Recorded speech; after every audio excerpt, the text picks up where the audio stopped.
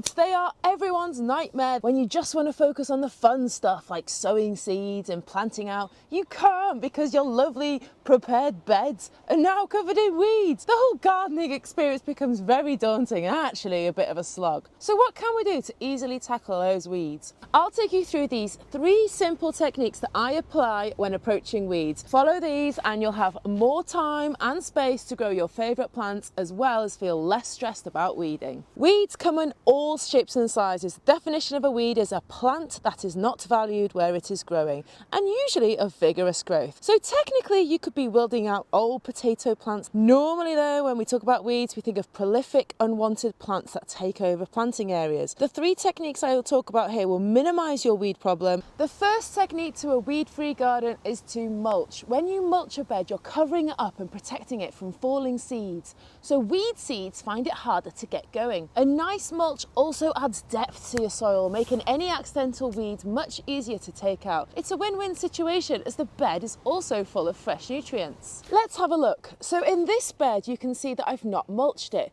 It's covered in weeds and they are actually quite difficult to pull out.